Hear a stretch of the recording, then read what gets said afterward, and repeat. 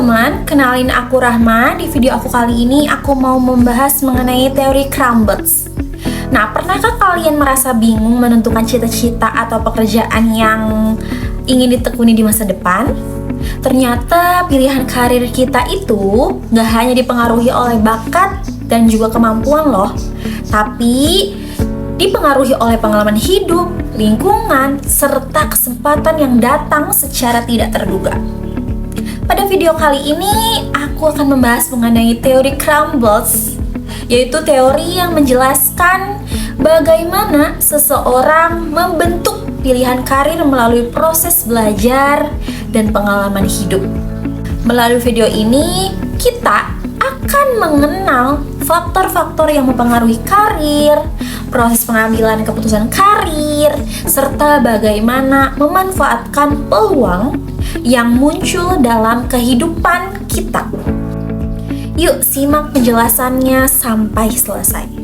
Teori Crumbles merupakan teori yang menjelaskan bahwa pilihan dan perkembangan karir seseorang gak hanya ditentukan oleh bakat atau kemampuan yang dimiliki sejak lahir. Menurut Crumbles, karir terbentuk melalui proses belajar yang berlangsung sepanjang kehidupan.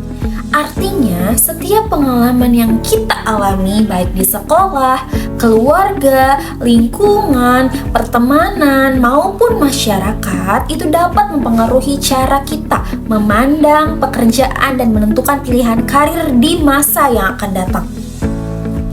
Karena itu, karir bukan sesuatu yang bersifat tetap, melainkan dapat berubah dan berkembang seiring bertambahnya pengalaman hidup seseorang. Nah teman-teman, menurut Crumbles terdapat 4 faktor utama yang mempengaruhi perkembangan karir loh. Yang pertama itu ada faktor genetik atau karakteristik bawaan seperti bakat, kemampuan, kecerdasan, dan kondisi fisik. Yang kedua, ada kondisi lingkungan seperti dukungan keluarga, pendidikan, budaya, serta kesempatan yang tersedia di sekitar individu. Nah, yang ketiga itu yaitu pengalaman belajar, baik pengalaman yang diperoleh secara langsung maupun melalui pengamatan terhadap orang lain. Nah, yang keempat yaitu keterampilan dalam menghadapi tugas dan juga masalah, seperti kemampuan berpikir kritis, memecahkan masalah, dan juga mengambil keputusan dan beradaptasi dengan perubahan. Begitu teman-teman. Nah, dalam teori ini juga pengalaman belajar itu mempunyai peran yang sangat penting. Nah, teman-teman, seseorang dapat belajar dari keberhasilan maupun kegagalan yang pernah dialami. Misalnya nih, seorang siswa yang aktif mengikuti organisasi sekolah itu dapat menemukan minatnya dalam bidang kepemimpinan contohnya. Nah, begitu juga seorang yang pernah mengikuti kegiatan tertentu itu dapat mengetahui potensi yang dimilikinya.